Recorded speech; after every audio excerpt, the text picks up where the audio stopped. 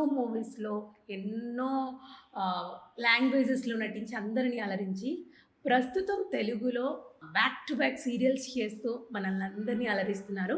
ప్రస్తుతం అయితే 'కార్తీక దీపం' సీరియల్‌లో సుమిత్ర క్యారెక్టర్ రోల్ ప్లే చేస్తూ మనందరినీ ఎంతగానో ఆకట్టుకుంటున్నారు. సుమిత్ర గారికి ఏమైంది? మళ్ళీ సుమిత్ర గారు ఎప్పుడొస్తారు? సుమిత్ర గారిని యాక్టివ్ చేయండి అని చెప్పి ఆడియన్స్ ఎంతగా వెయిట్ చేస్తున్నారో, నేను అంతే వెయిట్ చేస్తున్నాననమాట. సో, తన నటనా జీవితం గురించి మరియు తెలుగులో మళ్ళీ సీరియల్స్ స్టార్ట్ చేశాక ఎలా అనిపిస్తోంది? ఇంకా ఎలాంటి రోల్స్ చేయాలనుకుంటున్నారు? ఇవన్నీ కూడా అడిగి తెలుసుకుందాం. మరి ఇంకెందుకు ఆలస్యం, వెంటనే సీత గారితో మాట్లాడి బోలెడన్ని ముచ్చట్లు మాట్లాడి తెలుసుకుందాం. నమస్తే. నమస్తే. ఎలా ఉన్నారు? హాయ్. బాగున్నాను. మీరు 3 ఇయర్స్ నుంచే స్టార్ట్ చేశారు? 3 ఇయర్స్ నుంచి స్టార్ట్ చేశారు. 3 ఇయర్స్‌గా ఉన్నప్పటి నుంచే ఇంత క్యూట్‌గా యాక్ట్ చేస్తూ ఎక్కడ చాక్లెట్స్ కోసం యాక్ట్ చేశారు కదా మీరు? నాకు చాక్లెటే నచ్చదు చిన్నప్పుడు. అవునా? నేను ఒకటి చెప్తాను. నేను మా ఫ్యామిలీ కోసం పుట్టినట్టు ఉన్నాను. నా సుఖం, సంతోషం అనేది నేను అనుభవించలేదు. నాకు దాని గురించి కూడా తెలియదు.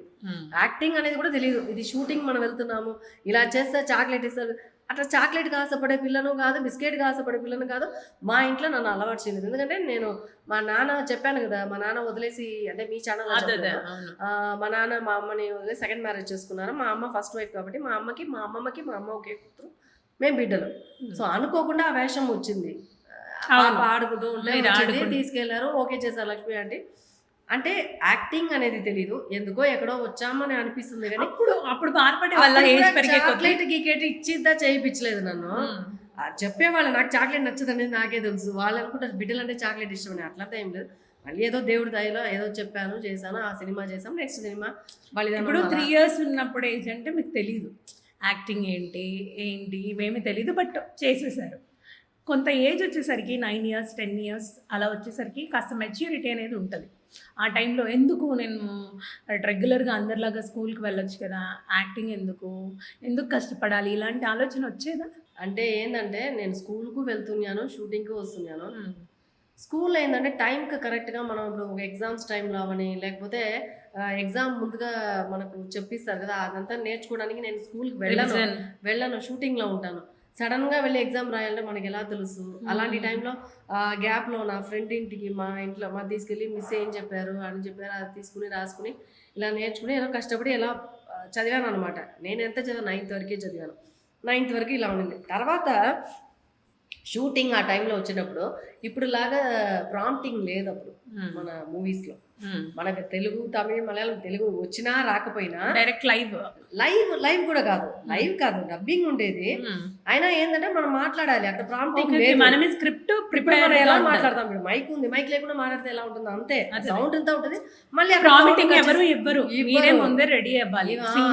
అక్కడికి వెళ్ళిన నాది ఏమో తెలియదు. కొన్ని సినిమాలో చిన్న చిన్న డైలాగ్స్ ఉన్నాయి, కొన్ని ముఖ్యమైన సినిమాలు ఏంటంటే డైలాగ్స్ భాష తెలియదు. ఇప్పుడు కన్నడ అనుకుని నాకు తెలియదు, మలయాళం అనుకుని నాకు తెలియదు. అప్పుడు మా అమ్మ దగ్గర కూర్చుని, అసిస్టెంట్ డైరెక్టర్ కూర్చుని, మా పాపకి డైలాగ్ చెప్పింది అని చెప్పేసి చెప్తే మా అమ్మ అది తమిళ్లో రాసుకుని నాకు చెప్పించేది. అప్పుడు ఆ టైంలో నేను కొంచెం బాధపడ్డాను. ఏంట్రా నాకు ఈ శిక్ష, స్కూల్లో మిస్ చెప్పిస్తుందని సరే అక్కడి నుంచి తప్పించుకుని షూటింగ్ వస్తాము అనుకుంటే ఇక్కడ కూడా డైలాగులు ప్రాక్టీస్ చేయాలా? తమిళ భావానే నైవేద్యం తొట్టుట్టు పోలం, ఏంద్రా పోలం మీద నాకు మలయాళమే తెలియదు. భావానే నైవేద్యం తొట్టుట్టు నైవేద్యం ఇట్లా వాడు కరెక్ట్ చేసి అతను చెప్పించి మనం అక్కడ చేసి, అది ఒక స్కూల్ లాగే ఉండింది. నాకు అది జాలీగా లేదు, కొంచెం భయంతో. అట్లా ఇలా రావాలి, ఆ పొజిషన్ మార్క్ ఉంటుంది కదా, ఈ మార్కులో వచ్చి నిలవాలి, చెయ్యాలి, అక్కడ చూసి మాట్లాడాలి, ఇక్కడ చూసి మాట్లాడి డైలాగ్ గుర్తుపెట్టుకోవాలి, ఇన్ని చూసుకోవాలన్నప్పుడు కొన్ని టైంలో భయం కలిగేది. అయ్యో షూటింగ్ అన్నట్టుగా మనసులో ఉండేది. కానీ మా అమ్మతో చెప్పలేను, చెప్తే తిడతారేమో అని భయంతో అలా ఉండేది. కొన్ని షూటింగ్స్ జాలీగా ఉండేది, కొన్ని ఇలా కొంచెం భయంతో. అదే నేను చెప్తున్నా అంటే నా సంతోషం, నా సుఖం అనేది నేను ఆలోచించి నేను రాలేదు, అనుకోకుండా జరిగింది.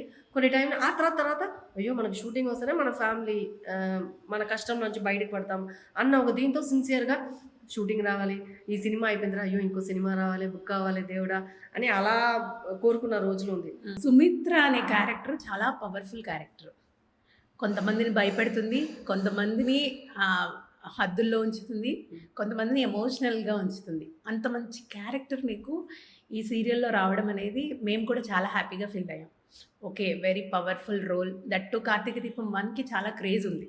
అవును. 'కార్తీక దీపం 2'లో ఎవరొస్తారు మదర్ రోల్, ఎలా ఉంటుంది అనుకుంటే మీరు అడుగు పెట్టాక అసలు సూపర్ హిట్ అనిపించింది. సో, మీకెలా అనిపించింది ఈ స్టోరీ నరేట్ చేసినప్పుడు? 'కార్తీక దీపం 1' గురించి ఆలోచించి 'కార్తీక దీపం 2' చేద్దాం అనుకున్నారా? లేకపోతే ఎలా? లేదు, నేను నిజం చెప్పాలంటే నాకు 'కార్తీక దీపం' సీరియలే తీయబోతున్నారన్న విషయమే నాకు తెలీదు. అవునా? ఓకే. అవును. ప్రొడ్యూసర్ భారతి గారు నాకు కాల్ చేసేటప్పుడు ఇలాగా తమిళ్లో 'చెల్లమ్మ' అని ఒక సీరియల్ వస్తుంది. ఓకే. అది మేము రీమేక్ చేస్తున్నాము. దాంట్లో హీరోయిన్ మదర్ అన్నారు. అప్పుడు హీరోయిన్ కూడా ఎవరు కూడా నేను అడగలేదు. హీరోయిన్ కదా ఓకే అన్నాను. ఆ సీరియల్ చూడండి. నేను చెప్పాను నా క్యారెక్టర్ ఎలా వస్తుందండి, వచ్చిపోయే అమ్మ క్యారెక్టర్ అయితే అసలు నేను చేయను. అసలు హీరోయిన్ అమ్మ అంటే అసలు ఎక్కువ డేట్స్ కూడా రావు, హీరో మదర్కే కదా ఎక్కువ వస్తుంది. ఎట్లా అంటే కాదు హీరోయిన్ మదరే మీరు ఒకసారి ఆ సీరియల్ చూడండి, ఒక 2-3 ఎపిసోడ్స్ చూడండి, దాంట్లో మీకు అర్థమైపోతుంది. అండ్ హీరోయిన్ అందరూ కూడా ఒకే ఫ్యామిలీలో ఉంటారు అన్నప్పుడు సరే ఓకే అని చూస్తే నా క్యారెక్టర్ బాగా నచ్చింది. ఫస్ట్ ఆ దీప క్యారెక్టర్ తమిళ్లో అది కాపాడడం చేయడం ఇదంతా చూసుకుని నచ్చింది.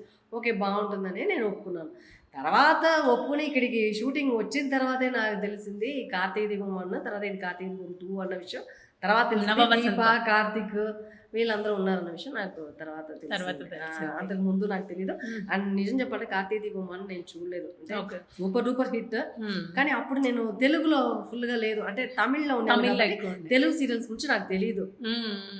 తర్వాత తెలిసింది అంటే విన్నాను 'కార్తీక దీపం' అనే సూపర్ హిట్ సీరియల్ అని విన్నాను, బట్ నేను చూడలేదు. అంటే దట్ యాక్టర్స్ కి కుదరదు. మన ఏ సీరియల్ చూడండి షెడ్యూల్ మార్నింగ్ నుంచి ఈవినింగ్ వరకు ఉండడం వచ్చి మళ్ళీ అదే హిట్ టైటిల్ సీరియల్లో మళ్ళీ మనం చేస్తున్నాం అన్నప్పుడు నా హ్యాపీ ఫీల్ అయ్యాను. అంటే ఫస్ట్ భారతి గారు నాకు స్టార్ మా అని చెప్పారు. ఫస్ట్ నాకేంటంటే సీరియల్లో ఫస్ట్ వచ్చాను, తర్వాత జెమినీ టీవీ చేశాను. స్టార్ మా చేయాలని ఆశ, స్టార్ మా వస్తుందా మనకేం తెలియదు చూద్దాం అలా అనుకున్నాను. సడన్ గా సాధన సీరియల్ జెమినీ అయిపోయిన తర్వాత వెంటనే భారతి గారు ఫోన్ చేసి ఇలా స్టార్ మా సీరియల్ అనేప్పటికీ స్టార్ మా అనేటప్పటికీ ఇంకా నాకు మాటలే ఓకే చేయాలి అనే ఫిక్స్ అయిపోయాను. తర్వాత భారతి మేడం ఏమన్నా మళ్ళీ నేను కాల్ చేస్తాను మేడం చూసి 2-3 డేస్ తర్వాత కాలే చేయలేదు.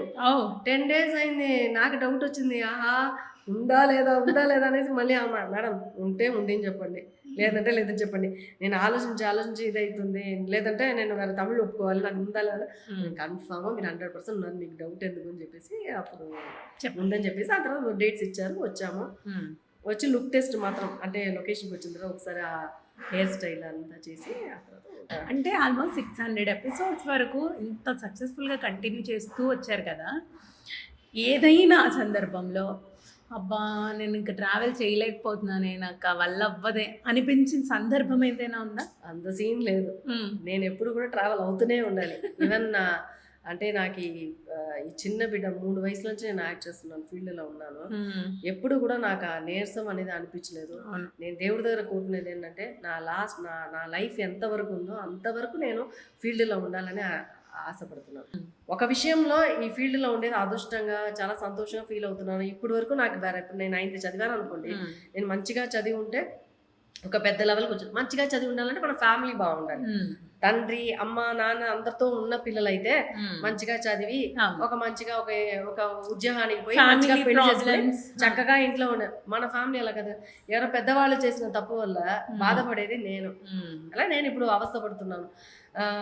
కొన్ని టైంలో హ్యాపీగా ఉన్నా, కొన్ని టైంలో నేను అంటే అంతకు ముందు మీరు చెప్పారు, బట్ నేను మళ్ళీ తెలుసుకోవాలనేది ఏంటంటే ఆ టైంలో నేను మళ్ళీ అది క్వశ్చన్ అడగలేకపోయాను కూడా. ఎందుకులే మళ్ళీ నన్ను డిస్టర్బ్ చేయడము అని చెప్పేసి. ఇప్పుడు పెద్దవాళ్ళు చేసిన తప్పకి నేను బలి అయిపోయాను అన్నారు కదా, మీరు ఒక మంచి పొజిషన్లో ఉన్నారు, చేస్తూ ఉన్నారు, ఎందుకు పిల్లల్ని ట్రై చేయలేకపోయారు? పిల్లలా ట్రై అదే నేను చెప్తున్నా, ఎంతనో నేను అనుకునేది మా అమ్మకు అలా అయింది, డివోర్స్ అయిపోయింది, మనం పెళ్లి చేసుకుంటే అలా అవ్వకూడదనే అనుకున్నాము. అది కూడా నాది కూడా అలా అయిపోయింది. అంతకు ముందు సంతోషంగా ఉంటే కదండి పిల్లలు కనడానికి. నేను ఆ ఎక్స్ పేరు చెప్పడం నాకు ఇష్టం లేదు. అతను సంతోషంగా నన్ను ఉంచితే కదా. ఎంతసేపు డబ్బులు నేను చెప్పింది ఒకే కండిషను, నేను లవ్ చేయలేదు, అతను నేను ఇష్టపడుతున్నాను అన్నప్పుడు నేను చెప్పాను మాకు 2 years వెయిట్ చేయాలి, కానీ నేను ఇల్లు కొన్నాము, ఈఎంఐ కట్టాలి, 2 years వెయిట్ చేయాలంట. వెయిట్ చేస్తాను అన్ని తల ఊపాడు. వెయిట్ చేస్తాను కానీ మా ఇంట్లో కూడా చెప్తే వాళ్ళు కూడా సరే ఓకే వెయిట్ చేస్తాను, 2 ఏళ్లలో ఈ అప్పులంతా అయిపోయిన తర్వాత నెమ్మదిగా పెళ్లి చేసుకున్నాం, మన ఫ్యామిలీ మనం చూసుకోవచ్చు అన్న దీనిలో ఉంటే ఇతను ఏంటంటే మీ ఇంట్లో పెళ్లి చేయరు, మీ ఇంటి వాళ్ళు ఏమార్చేస్తారు, నన్ను ఇది చేస్తారు అది చేస్తారు అని చెప్పేసి రోజు టార్చర్ పెడుతుంటే అప్పుడు నేనే అతను చెప్పేది నిజమే కదా, అతను నువ్వు పెళ్లి చేసుకుంటూ కూడా అప్పు కట్టు, నేనే వద్దని చెప్పడం అలా అని చెప్పాడు. మా ఇంట్లో నేను గొడవలు, ఆయన ఏం చేసుకుంటారంటారు, ఆయన పెళ్లి చేసుకుని నువ్వు ఇంటికి అప్పు కట్టు ఉంటున్నారు, ఇంటికి హెల్ప్ చేయంటున్నారు, ఎందుకు మీరు చేయరని. సో ఇలా అలా ఎంత ఏజ్ మీద అప్పుడు? ఏజ్ ఎంత ఉంటుంది, ఏజ్ తక్కువే ఉంటుంది, పెళ్లి అయిసే కదా, మరీ ముదురు ఏం కాదు కదా, పెళ్లి ఏజ్ అదే చిన్న ఏజ్ అని నాకు గుర్తులేదు. Okay okay. ఏదో అంటే మరీ చిన్న పిల్ల కాదు కదా, కొంచెం అంటే నాకు మెచ్యూరిటీ చెప్పాలంటే ఇప్పటి వరకు కూడా నాకు మెచ్యూరిటీ లేదు. ఈ అడ్డగాడిదిలాగా అయిపోయిన తర్వాత కూడా మెచ్యూరిటీ కాదు. నేనేంటంటే షూటింగ్కి వెళ్తే కూడా ఎవరైనా ఎక్కడైనా షూటింగ్ అని కాదు, ఎక్కడైనా ఎవరైనా డబుల్ మీనింగ్ మాట్లాడినా నాకు అర్థం కాదు, ఎవరైనా మనం ఇది చేసినా అర్థం కాదు, ఎవరైనా ఏదైనా అంటే ఏడుస్తాను, అంత బాగా సెన్సిటివ్. అప్పుడు ఆ వయసులో ఇంకా ఎలా ఉంటుందో ఆలోచించాలి. సో నాకేంటంటే అతని మీద ఇష్టపడింది ఎందుకంటే నేను డబ్బుల కోసం ఆశపడలేదు, అతను మనల్ని మిడిల్ క్లాస్, మేము మిడిల్ క్లాస్, పెద్ద రిచ్ ఏం కాదు, నేను బాగా చూసుకుంటాను, మిమ్మల్ని బాగా చూసుకునేవాడు కావాలా లేకపోతే డబ్బులు నన్ను బాగా చూసుకునే వాళ్ళే కావాలి, ఇంతే అన్నాను. నన్ను ఇష్టమా అంటే ఇష్టం, కానీ మీరు వెయిట్ చేయాలి 2 years. అప్పుడే మా అమ్మ వాళ్ళతో మేము పర్మిషన్ తీసుకున్నాం.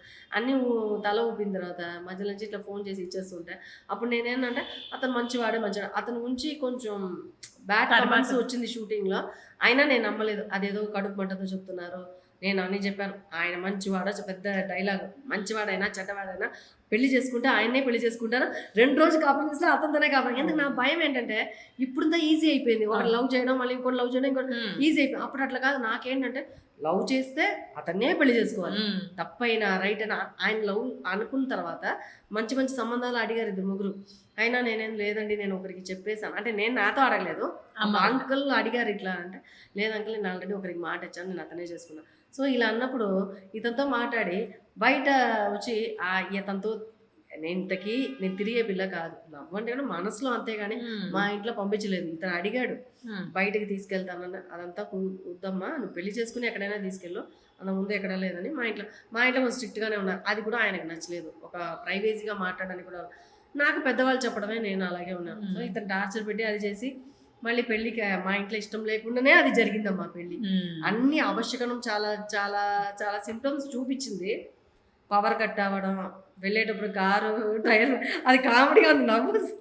మొన్న మీరు చెప్తే కూడా నాకు ఏంటి ఇంత జాలీగా చెప్తున్నారు అనుకున్నా. కాదు నాకు అప్పుడు ఏడుపు వచ్చింది, ఎందుకంటే నాకు రేపు మార్నింగ్ తిరుపతిలో 3:30కి పెళ్లి బ్రహ్మ ముహూర్తంలో, ఈ రోజు మధ్యాహ్నం వరకు నాకు షూటింగ్ అయిపోయిన తర్వాత నేను పార్లర్కి వెళ్ళే పిల్ల కాదు, ఇంట్లో అంతా రెడీ చేసుకున్నారు. రేపు 3:30 అంటే మధ్యాహ్నం వరకు షూటింగ్, 3 గంటగా ఏమో ఇంటికి వచ్చాను. వచ్చిన తర్వాత గబగబా నాకు నిద్ర లేదు, ఏం లేదు, గోరింటాకు పెట్టారు, అన్నీ చేశాను. అంటే పార్లర్కి వెళ్ళి ఇంట్లోనే చేశాను అనమాట, అన్నీ ఉంది. అప్పుడు కూడా పార్లర్ 1940s లో కాదు, నేను చేసుకునేమో 2004 ఆ టైంలో అన్నీ ఉంది, కానీ నాకు ఇంట్రెస్ట్ లేదు, నాకు అలవాటు లేదు, మా ఇంట్లో అలవాటు చేయలేదు. సో ఆ రోజు నైట్ సాయంత్రం 6:30 బయలుదేరుతాము తిరుపతికి వెళ్ళేటప్పుడు కారు ఇదైంది, పంచర్. మళ్ళీ ఆ కార్ నుంచి దిగి వెళ్తామనుకుంటే రిటర్న్ దేవుడు చూపించాడు, వద్దు దీంతో వెళ్ళిపోండి అని, వినలేదు. బయలుదేరేప్పుడు ఇంట్లో పవర్ కట్, సెకండ్ కార్లో వెళ్ళేప్పుడు కారు పంచరు. ఆ తర్వాత నాకు హెడేక్. మేము అక్కడ తిరుపతికి వెళ్ళిన తర్వాత రూమ్ ఉండింది, అక్కడ మా అమ్మ కొంచెం పైకి నడవాలన్నమాట కొంచెం దూరం. సారీ, అక్కడికి వెళ్ళిన తర్వాత యాక్చువల్ రిజిస్ట్రార్ ఉంటారు కదా, పాపం అతను 10:30 వరకు వెయిట్ చేశారంట. మేము వెళ్ళిందే 11:30, చీకటి అర్ధరాత్రి పూట వెళ్ళాము. అంటే అలా టైం అయిపోయింది. వాళ్ళు అబ్బాయి ఇంటి సైడ్లో ఫోన్ మీద ఫోన్, ఎక్కడ ఉన్నారంటే ఇలా ఉన్నామంటే ఆ రిజిస్ట్రార్ పాపం ఉండి వెళ్ళిపోయాడు. 3 అది అయిందా. అక్కడ రూమ్కి వెళ్ళిన తర్వాత మా అమ్మకి వచ్చి ఫిట్స్ వస్తుంది పాపం. అక్కడ అమ్మ టైర్డ్ అయిపోయి మా అమ్మకి ఫిట్స్ వచ్చేసి, అమ్మకు మైకం లాగా వచ్చేసి అది అమ్మకు సరి చేసాం. దాని తర్వాత ఫ్లవర్స్ అన్నీ తీసుకుపోయినాము కదా, ఇప్పుడులాగా ఒక బ్యూటీషియన్ తీసుకెళ్ళాలనే జ్ఞానం నాకు లేదు, మా ఇంట్లో వాళ్ళకి లేదు. ఇప్పుడంతా ఎంత చూసేప్పుడు వచ్చి మనం ఎంత లూస్ లాగా ఉన్నాము, మన సినీ ఫీల్డ్లో ఉండి అని నాకు బాధ కలుగుతుంది కొన్ని టైము. సరే అక్కడ చూస్తే మా అమ్మమ్మ వాళ్ళ చెల్లెలు ఉన్నారు, చిన్న అమ్మమ్మ, ఆమెనే నాకు జడ వేసి అన్నీ చేసి రెడీ. రెడీ అవుతున్నా అక్కడ 10 సార్లు రెడీ అంటే మా అమ్మ షూటింగ్ లాగా ఉండండి ఇప్పుడే వెయిట్ చేయండి చీర కడుతున్నా. నాకు నవ్వు వచ్చింది, ఇది నిజమైన పెళ్ళి అని యాక్టింగ్ పెళ్ళి అని నాకే కన్ఫ్యూజ్ అయిపోయింది. అసలు నిద్రనే పోలేదు అనుకోండి. బాత్రూంలో వాటర్ తిప్పుతాను, హాట్ వాటర్ లేదు, చన్నీళ్ళు, అలా నీళ్లు ముట్టుకుంటాను, ఐస్ వాటర్ లాగా ఉంది. దేవుడా నాకెందుకు ఈ పెళ్లి అవసరమా? నిజంగా పెళ్లి సంతోషం కాదు, ఏంద్రా ఇది గోల అన్నట్టుగా గడగడగడగడగడ వణుకుతుంది. ఊటీలో నీళ్ళు ఎలా ఉంటుంది ఆ విధంగా తిరుపతి కొండ మీద నీళ్లు. అలాగే తలస్నానం చేసి ఆ తల ఎండి అక్కడ జడ వేసి పువ్వు పెట్టి అక్కడికి వెళ్ళి కూర్చుని పెళ్ళి ఓదారిగా సరిగా అయిపోయింది. మనకేం రాసిందో అదే జరుగుతుంది. సో అది అయిపోయింది. అది అలా అయింది. పెళ్ళి అయింది. పెళ్ళైన సెకండ్ డేనో థర్డ్ నుంచే గొడవలు. అది ఒక పెద్ద స్టోరీ అయిపోయింది. డివోర్స్ అయిపోయింది. మళ్ళీ అతను ఎందుకు పాప ఎక్కడో ఉన్నాడు, అతని నుంచి మళ్ళీ చెప్పడం బాగుంటుంది. అది సో అందుకు నేనేం చెప్తానంటే అతని తప్పు చెప్పలేదు, నాకు తప్పు చెప్పలేదు. అతని మైండ్లో ఒకటి అనుకున్నాడు, జరిగింది ఒకటైనప్పుడు ఆయన డిసప్పాయింట్మెంట్. నాకు అది చెప్పలేదు. నేనేం చెప్తానంటే ఒక విషయం నీకు తెలిసింది బిఫోర్ మ్యారేజే, నీకు ఒక విషయం తెలిసిందని ఏమి ఇచ్చే తప్పుగా కాదు. నేను మా ఇల్లు నా పేరులో ఉంది, నా పేరు మీదనే ఇల్లు తీసాము, అప్పు కట్టాలి అనేది ఉంది, అంతలోపు పెళ్ళి అరేంజ్ చేసాము, అప్పు కట్టుకోవచ్చు అన్నాడు. కానీ మా ఇంట్లో మా అన్నయ్యకి ఏంటంటే అతని గురించి తప్పుగా చెప్పి ఉన్నారు. ఇట్లా వీడు ఆ ఇంటి కోసమే మీ అమ్మాయిని పెళ్ళి మీరు పెళ్ళి ఒప్పుకోవని మా ఇంట్లో ఒప్పుకోలేదు. నేనే కదా గొడవ చేసి పెళ్లి చేసుకున్నాను.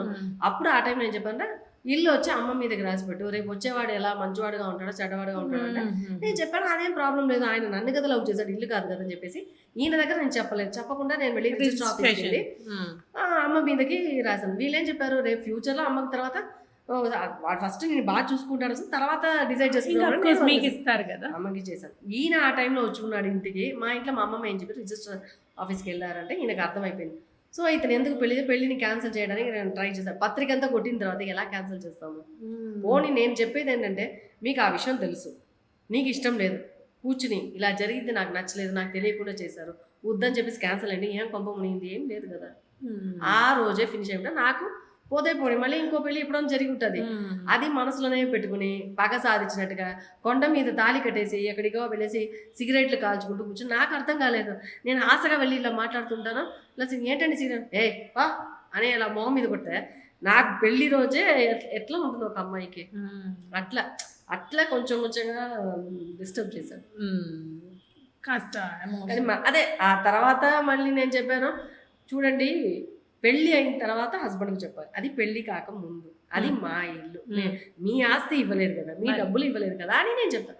దానికి మళ్ళీ కొట్టాడు, ఏంటి ఎదుర్చి మాట్లాడుతున్నావా, ఆ ఒక దీన్ని పెట్టుకుని మళ్ళీ మా ఇంటికి ఇస్తామని ఒప్పుకున్నాం కదా, ఆ డబ్బులు ఇవ్వని ఈయనకు ఏదో పాపం ఇది వచ్చింది. ఆ తర్వాత మా అమ్మకు ఒళ్ళు సీరియస్ అని చెప్పాను.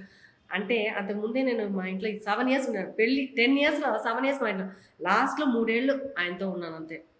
ఆ 7 yearsలో సంతోషం లేదు, ఏమీ లేదు, గొడవలు. 7 years కంటిన్యూగా లేదమ్మా. 1 month ఉంటాము, మళ్ళీ మా ఇంటికి పంపించేస్తాం, మళ్ళీ 3 months తర్వాత మళ్ళీ వాళ్ళ ఇంట్లో చూసి తీసుకెళ్తారు, ఇట్లా ఇక్కడ అక్కడ. ఇంకోటి ఏదైనా మా ఇల్లు కొంచెం మంచిగా ఉండేది, ఆయన కావాలని ఒక బ్యాచులర్ రూమ్ ఎలా ఉంటుంది, ఒక చిన్న హాల్ కూడా అట్లాంటి ఒక ఇల్లు, నేను కావాలంటే నువ్వు అక్కడికి రా అన్నాడు. మళ్ళీ నేను అన్ని తీసుకున్నాను, మీరే కావాలని మీడియం రూమ్ ఉంటుంది కదా, లోపలే బాత్రూమ్, చిన్న హాల్, అక్కడ ఉన్నాను. అన్నీ ఉన్నా ఫేస్ చేశారండి అన్నీ. నేను వెళ్ళమంటే కూడా వెళ్ళను, నన్ను పంపించకండి, నేను వెళ్ళను చెప్పేది, మెడపట్టి తోసేటుగా పంపిస్తారు మా ఇంటికి. అలా వెళ్ళడం మా ఇంట్లో చెప్పారు, ఎంతసేపు పంపిస్తూనే ఉన్నాను, నువ్వు ఇక్కడే ఉండు అని. నేను అక్కడే ఉన్నాను.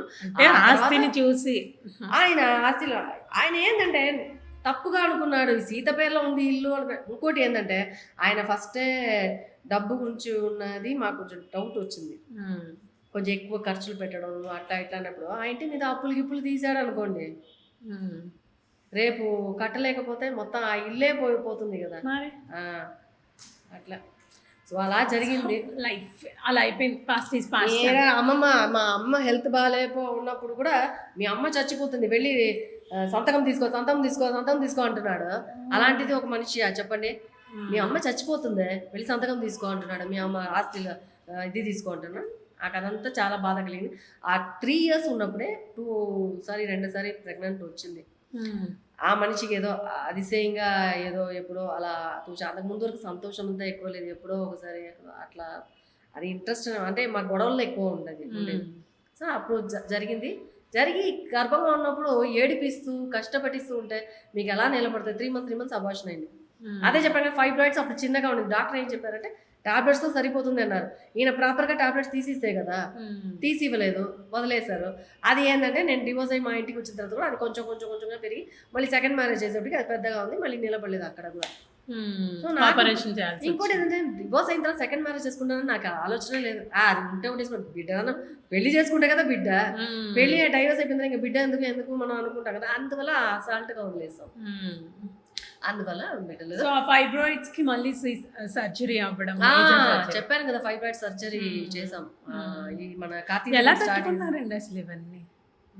మీ పేరు తగ్గట్టుగా ఎన్ని కష్టాలు, చాలా చాలా కథలు ఉంది. అది ఇంకా ఇంకొక ఎపిసోడ్ లో మనం మాట్లాడతాము, లేకపోతే నా ఛానల్లో నేను చెప్తాను. ఇప్పుడు ఏంటంటే ఆ వ్యక్తే చూసారంటే ఇది అవసరం అనుకుంటాను, అందుకని నేను పేరు చెప్పినా ఎంతో మంది ఉన్నారు పాపం. నేనేం చెప్తాను, ఇప్పుడు కామెంట్స్లో చాలా మంది చెప్తుంటారు ఇప్పుడు ఒక husband and wife problem, husband సైడ్లో మాట్లాడితే అతను చెప్పేదే కరెక్ట్ అనుకుంటారు, వైఫ్ తరపున చెప్పినప్పుడు వైఫ్ చెప్పిందే కరెక్ట్ అంటారు. ఇప్పుడు నేను చెప్పేది కొంతమంది ఏమంటారు, ఇప్పుడు ఆయన హస్బెండ్ని అడిగితే తెలుస్తుంది ఏంటో అంటారు. ఆయన వింటే కూడా జరిగింది ఇంతే, నేనేం పెద్ద తప్పు ఏం చేయలేదు, పెద్ద నేరం చేసి నాకు విడాకులు అవ్వలేదు, కేవలం మా ఇంటి కోసం నేను సపోర్ట్ చేశాను. ఆ సపోర్ట్ చేయడం అతనికి ఇష్టం లేదు. నేనేం చెప్తాను, అది ఫస్టే నీకు తెలుసు కదా, తెలిసినప్పుడు ఎందుకు పెళ్లి చేసుకున్నావు అనే నాకు క్వశ్చన్. అప్పుడే నువ్వు కట్ చేయవచ్చు కదా, ఎందుకు ఒప్పుకున్నాను న్యాయస్తుడిగా అది ఒప్పుని 2 ఏళ్ళు వెయిట్ చేసుకుంటే అప్పులు అయిపోయి ఉంటుందా. ఆ తర్వాత మనం మంచిగా పెళ్లి చేసుకున్నామా, మనమే ఒక ఫ్లాట్ తీసి ఉండొచ్చు, తీసుకుని మొగుడు పిల్ల ఇద్దరు షూటింగ్ మీద సంపాదించి ఇల్లు అప్పు తీర్చి ఉండొచ్చు, ఇల్లు కొత్తగా. ఇక్కడ బతకని, ఇక్కడ నేను ఈయనతో ఉన్నప్పుడు ఇక్కడ డబ్బులు ఇచ్చేది, అక్కడ డబ్బులు చూసుకునేది. ఏ మొగుడు సంపాదించి పెళ్ళాన్ని కాపాడినట్టుగా నేనే అన్నిటికీ చూసుకున్నట్టు అయిపోయింది. భర్తలు కూర్చోబెట్టి రాణిలాగా నన్ను చూసుకున్నంత అదృష్టం నాకు లేదు. అన్ని చోట్ల నాకు అన్ని కొంచెం ప్రాబ్లమ్స్ ఉంది ప్రెసెంట్ ఇప్పుడు వరకు కూడా. ఇప్పుడు ఈ హస్బెండ్ మంచి ఆయన, బట్ ఏంటంటే ఫినాన్షియల్గా కొంచెం ఆయన బిజినెస్లో లాస్ అయ్యారు, అట్లా ఉంది కాబట్టి కొంచెం మనమే సపోర్ట్ చేయాలి. పర్వాలేదే, డబ్బు గురించి కాదు, మనిషి అభిమానంగా మనతో అభిమానంగా పాసంగా ఉంటే అది చాలు. ప్రశాంత గొడవ లేకుండా కొట్టడం, తిట్టడం, తాళిని తెంపడం, ఇదంతా అతను చేశాడు. తాళిని తెంచడం, తల మీద స్టూల్ తీసి కొట్టడానికి రావడం, ఇట్లంతా చేసింది వచ్చి నాకు కష్టంగా ఉంది. కానీ ఆయనకు పెళ్ళి అయిపోయింది, మంచిగా ఉన్నాడు, ఆ విషయం కూడా నాకు తెలుసు. పాప కూడా పుట్టి బాగున్నాడు, ఎక్కడ ఉన్నా బాగుండాలి. నేను అది తప్పు చెప్పలే, ఆయన గురించి నేను ఇక్కడ చెప్పి ఆయన ఇన్స్టాల్ చేయాలనేది కాదు, ఉన్నది ఉన్నట్టే నేను చెప్పాను, ఆ భగవంతుడికి తెలుసు. మీరు అడిగారు కాబట్టి నేను చెప్తున్నాను. అంటే పిల్లలు కూడా నేను ఎక్కడైనా చూసానంటే ఆయనతో మాట్లాడతాను. Past is past. ఇప్పుడు ఆయన కూడా ఆ టైంలో ఆ వయసులో తెలియకుండా చేసి ఉండొచ్చు. ఇప్పుడు కూడా ఆయన మనసులో మనం సీతని ఎలా ఎందుకు అలా చేసాం కూడా హర్ట్ అవ్వచ్చు, ఫీల్ అవ్వచ్చు.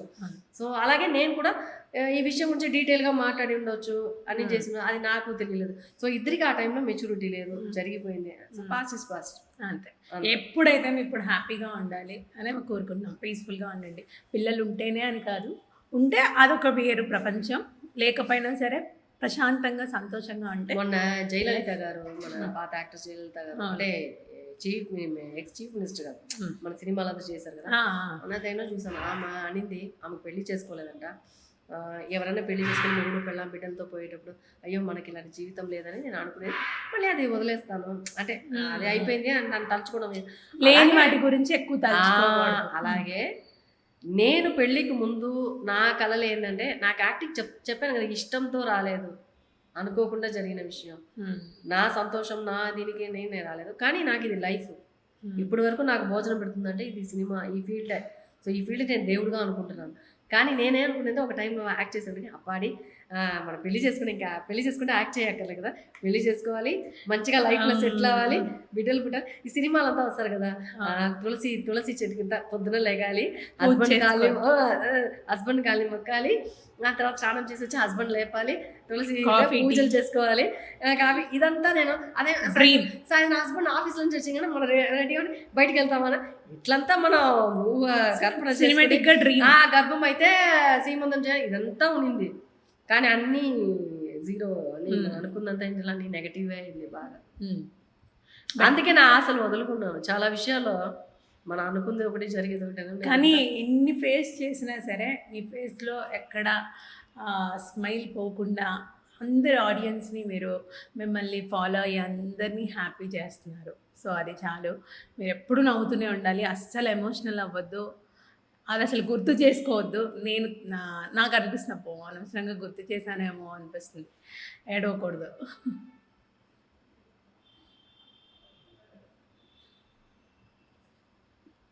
ఇదని కాదు నా లైఫ్‌లో హ్మ్. నేను ఆశపడింది ఏది జరగలే. అందుకని ఆశపడడమే మానేశాను. దేవుడికి తెలుసు కదా! హ్మ్. ఏది చేయాలో చేయని. హ్మ్. వస్తుందా రాని, రాలేదా పోని. ఎందుకు మనం పోరాడాలి? ఎందుకు కష్టపడాలి? హ్మ్. అవసరమే లేదు. హ్మ్. కానీ ఎంత స్ట్రాంగ్ తెలుసా మీరు? నేను విమెన్స్ డేకి మిమ్మల్ని చిట్ చాట్ చేద్దాం అనుకున్నాను. పాసిబుల్ అవ్వలేదు. ఎందుకంటే మీరు స్ట్రాంగ్ విమెన్ అని నాకు తెలుసు. మీరు ఎన్నో ఫేస్ చేశారని. నేను బట్ స్ట్రాంగ్ విమన్ కాదు. 100% నిజం స్ట్రాంగ్ చెప్పాలంటే విమెన్. నా మనసుకు తెలుసు. నేను ఏడ్చేస్తాను. నేను ఏదైనా మనసులో ఏడవడం పెట్టుకోను. అనేది ఏడుపొస్తది. ప్రతి ఒక్కరికి కామన్. కానీ ఏడుస్తూ రూమ్‌లోనే ఉండడం, ఏది చేయకపోవడం, ఇంకా మనము ఎమోషనల్‌గా సైక్‌గా అయిపోతే నేను సెకండ్ మ్యారేజ్ చేసుకున్నాను కదా! హ్మ్. సెకండ్ మ్యారేజ్ చేసుకున్న తర్వాత నా ఫస్ట్ హస్బెండ్‌కి ఫోన్ చేశాను. ఎందుకంటే ప్రతి ఆర్టిస్ట్‌లు ఏందంటే అంటే ఆర్టిస్ట్‌లని కాదు. చాలా లైఫ్‌లో ఏందంటే హస్బెండ్ వైఫ్‌కి మోసం చేయడం, వైఫ్ హస్బెండ్‌ని మోసం చేయడం, దానివల్ల విడాకులు అవ్వడం చాలా ఉంటాయి. అది అసహ్యం. హ్మ్. నాకు అట్లాంటి ప్రాబ్లమ్స్ ఏం జరగలేదు. నా ఫస్ట్ హస్బెండ్ కూడా చెప్పేవాడు. నేను యాక్ట్ చేసేప్పుడు, "నీ మీద నాకు నమ్మకం ఉంది. నువ్వు చాలా మంచి పిల్ల" అని. నా ఫస్ట్ హస్బెండ్ డబ్బు కోసం అది జరిగిందే గానీ, కొన్ని విషయాలంతా నన్ను మంచిగా చూసుకున్నాడు. ఇప్పుడు నెగెటివ్స్ చెప్పేటప్పుడు పాజిటివ్స్ కూడా చెప్పాలి. చెప్పండి. నాకు ఫీవర్‌గా ఉన్నప్పుడు ఆయనే వంట చేసి నాకు అన్నం తినిపిచ్చాడు. ఆయన తిన్నప్పుడు నాకు అన్నం తినిపిస్తాడు. మంచి జంటనే. అది ఎక్కడో సెట్ అవ్వలేదు. మా జాతకాలు సెట్ అవ్వలేదో ఏమో. అదే మా అత్తగారు చెప్పింది, ఎక్స్ అత్తగారు చెప్పింది. మా ఇద్దరి జాతకాలు చూసేటప్పుడంట పవర్ అక్కడ కూడా కట్ అయిందంట. సో, మాకిద్దరికి సెట్ అవ్వలేదనే డిసైడ్ ఆమె ఫోర్స్ చేసి ఎందుకు చేసిందో తెల ఆనాడే మీకు సెట్ అవ్వదని చెప్పి ఉంటే మేము బాగుండే ఒక అమ్మాయి లైఫ్ నిలబడేది కదా!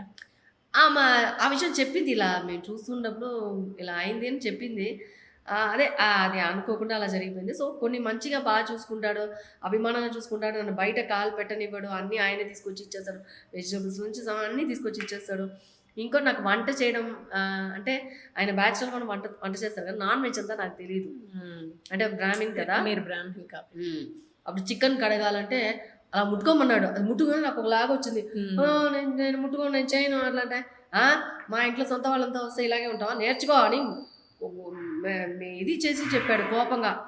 అప్పుడు ఏడ్చుకుంటూ నాకేంట్రా ఈ కర్మ అని ఏడ్చుకున్నాను. నాకేం అలవాట్లేదు కదా! అవును.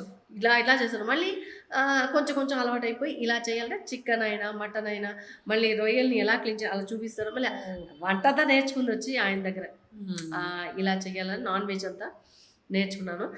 ఇప్పుడు నేను సెకండ్ మ్యారేజ్ చేసుకున్నప్పుడు ఈయనతో పర్మిషన్‌తోనే ఆయనతో ఒకసారి ఫోన్‌లో మాట్లాడి స్పీకర్ ఆన్ చేసే మాట్లాడాను. ఎలా ఉన్నారంటే, బాగున్నాను అని. ఇలా నాకు సెకండ్ మ్యారేజ్. ఓకే మంచిది. ఏంట్రా నీ లైఫ్ ఇలా అయిపోయిందని నేను అనుకున్నాను అన్నా. లేదు నేను పెళ్లి చేసుకున్నాను. నాకు కూడా పాప పుట్టిందన్నారు. సంతోషం. ఒకే ఒక డౌటు. మీరు నన్ను డివోర్స్ చేసిన దానికి రీజను ఆస్తి వల్లనే కదా డబ్బులు. అవును. నేను తప్పు చేయలేదు. నువ్వు తప్పు చేయలేదు. విన్నారాయన. సో, ఏందంటే ఇది కన్ఫర్మ్ చేసుకోవాలి. రేపు ఎప్పుడైనా సీత వచ్చి అటు పోయింది, ఇటు పోయింది, ఈ తప్పు చేసి, ఆ తప్పు చేసి కాబట్టి తప్పు అనే విషయంలో పోతే అది ప్రాబ్లం లేదు.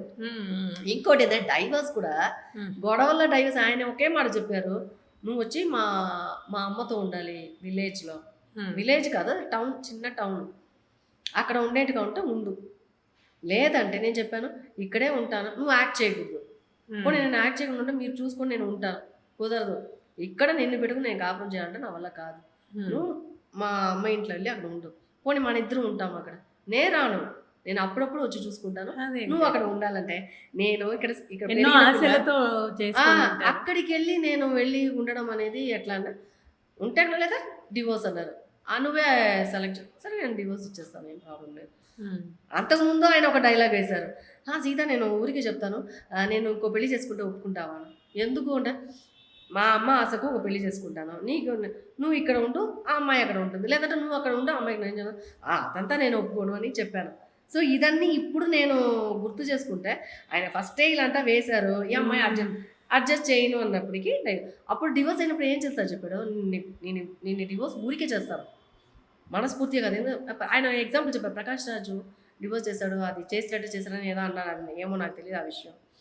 అట్లా నేను డివోర్స్ చేస్తాను, మీ ఇంట్లో వెళ్ళి ఉండు, తర్వాత మీ ఇంటి వాళ్ళు ఏదైనా నీకు ఏదైనా హెల్ప్ చేసినా ఉంటే అప్పుడు మనం మళ్ళీ కలుద్దాము. ఎంతో మంది విడిపోయి కలవలేదా, అలాగా నేను చేయగలను. నేనేమనుకున్నా అంటే ఎన్నోసార్లు 2 years 3 years అంతా మా ఇంట్లో ఉన్నాను. అప్పుడంతా వచ్చి తీసుకుపోయాను. ఎప్పుడో డైవర్స్ చేసి ఉండొచ్చు, కానీ 10 సంవత్సరం డైవర్స్ తీసుకోవడానికి నేను మా ఇంటనే ఏడేళ్ళు ఉన్నా. అప్పుడంతా డివోర్స్ చేయకుండా వచ్చి పోతున్నప్పుడు నేను అనుకున్నాను, సరే ఇది కూడా నిజమే, డివోర్స్ చేయలేదు అనుకునేసి సరే ఓకే అంటే ఆయన మ్యూచువల్గా ఆయనే కోర్టుకు తీసుకెళ్ళి జడ్జి అడుగుతున్నాడు మీకు ఎందుకమ్మా అంటే ఆయన సైలెంట్గా ఉన్నారు. నేనే లూజ్ లాగా చెప్తున్నాను. ఇప్పుడు అంటున్నాను ఈయన కొడతాడండి, ఆ ఆస్తి కోసం కొట్టాడంటే నేను చెప్పి ఉండొచ్చే, నేను చెప్పలేదు. నేను చెప్పేది మంచి ఐడియా, డివోర్స్ అయ్యి ఇంట్లో ఉంటే మన వాళ్ళు ఏమైనా చేస్తే మళ్ళీ ఇంట్లో జాయింట్ అయిపోయి అంటే ఆయన చెప్పినట్టుగా డ్రామా లాగా నేను ఓకే అనేసి, లేదండి మాకు పిల్లలు లేరండి, అప్పుడప్పుడు మాకు గొడవలు వస్తూ ఉంటుంది, మా పెద్దవాళ్ళంతా ఇచ్చేసారు, కానీ మాకు విడాకులు ఇచ్చేయండి అని చెప్పేసి నేనే అడుగుతున్నాను. Coming to your industry life, ఎంతోమంది హీరోస్తో నటించారు మీరు, పెద్ద పెద్ద హీరోస్తో నటించారు. ఎవరిని అడిగినా సరే కృష్ణ అంకుల్, మోహన్ బాబు అంకుల్ ఇలా చెప్తూ ఉంటారు. అంటే వాళ్ళ దగ్గర చిన్న చిన్న బేబీగా మీరు యాక్ట్ చేశారు. ఇప్పుడు మీరు మంచి రోల్స్ చేస్తూ సీరియల్స్లో ఉన్నారు కదా, మళ్ళీ వాళ్ళని కలిసారా? అప్పుడు జర్నీ ఎలా అనిపిస్తూ ఉంటుంది, ఏంటి దాని గురించి? లేదు, పాత వాళ్ళంతా నేను కలవనే లేదు. అవునా? ఇప్పుడు వరకు రాఘవేంద్రరావు డైరెక్టర్ రాఘవేంద్రరావు గారిని కూడా నేను కలవలేదు. అంటే అప్పుడు చిన్నప్పుడు 2 సినిమాలు చేసాము, వజ్రాయుధం అండ్ రావణ బ్రహ్మ, 2 సినిమా చేసాము. రావణ బ్రహ్మ కృష్ణరాజు అంకుల్తో చేసాము, కృష్ణ అంకుల్తో వజ్రాయుధం చేసాము. తర్వాత రాఘవేంద్ర అంకుల్ నేను చాలాసార్లు మీట్ చేయాలని ఆశ ఉంది. అయినా ఆయన కూడా ఆర్కే ప్రొడక్షన్స్ అని ఉంది, ఇంకా ఆ కంపెనీ నుంచి ఇంకా నాకు అయినా ఆఫర్ రాలేదు. స్టార్మాలో కూడా ఆర్కే ప్రొడక్షన్ ఒక సీరియల్ అయ్యింది. ఒకసారి చూడాలని ఉంది, రాఘవేంద్ర అంకుల్తో బ్లెస్సింగ్స్ తీసుకోవాలి, చిన్నప్పుడు చేసామని చూడాలని, మరి చూడలేదు. అది గుర్తుపెట్టుకుంటారులేండి, ఉంటుంది. ఆయన ఎప్పుడో ఎవరితోనో అడిగారంట, మన పాప చిన్న పాప సీత, బేబీ సీత వజ్రం పాప ఎక్కడ ఉంది అంటే అడిగారని చెప్పినట్టు విన్నాను. అంతే, చూడలేదు ఇంకా.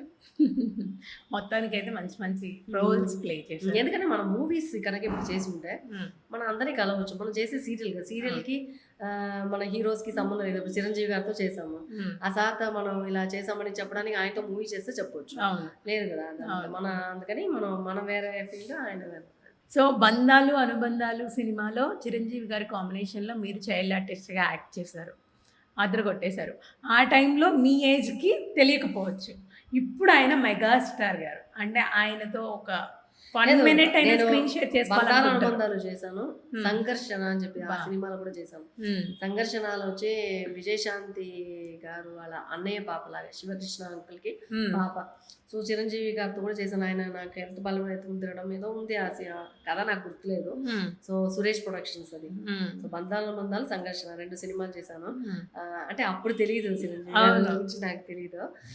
తర్వాత హిట్లర్ సినిమాలో ఆయనతో యాక్ట్ చేయాలన్నప్పుడు నాకు కొన్ని సినిమాల వల్ల ఆ సినిమా ఒప్పుకోలేకపోయాను.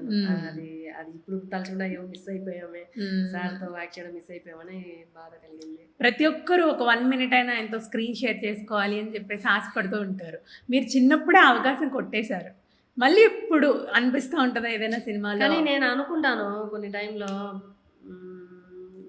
ఇప్పుడు నేను ఒక పెద్ద హీరోనా పెద్ద హీరోయిన్ అయిపోయాను, ఒకవేళ నాతో చిన్నప్పుడు చేసిన వాళ్ళు, లేదంటే ఒక సీన్ 2 సీన్ చేసిన వాళ్ళు, పాతది అంటే నేను స్టార్టింగ్ స్టేజ్లో ఉన్నప్పుడు ఒక పెద్ద హీరోయిన్గా ఉంటే చెప్తాను, పెద్ద ఆర్టిస్ట్ అబ్బా నేను చెప్తే ఏమైనా జరుగుతుంది అన్న ఒక సిచ్యువేషన్ నాకు ఉండిందంటే, స్టార్టింగ్ స్టేజ్లో నాతో ఎవరంతా వర్క్ చేశారో ఒకసారి అన్ని రీకలెక్ట్ చేసుకుని, ఎవరు ఇప్పుడు వర్క్ లేకుండా ఉన్నారు, లేదంటే కష్టపడుతున్నారు, లేదా ఎట్లా ఉంటారో చూసి వాళ్ళని వెతికి మరి నేను ఛాన్స్ ఇస్తాను.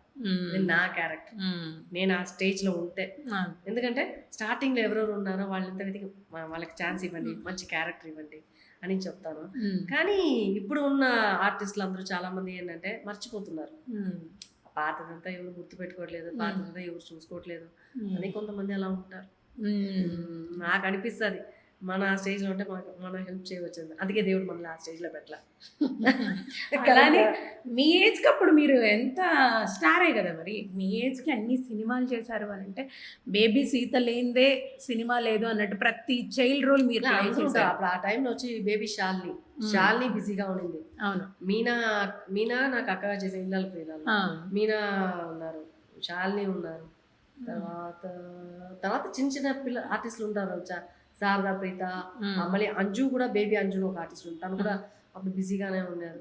అప్పుడు సోనియా, బేబీ సోనియా, ఇదంతా చైల్డ్ ఆర్టిస్ట్ లో మనకు పోటీలు అప్పుడు కూడా ఉన్నారు చాలా మంది.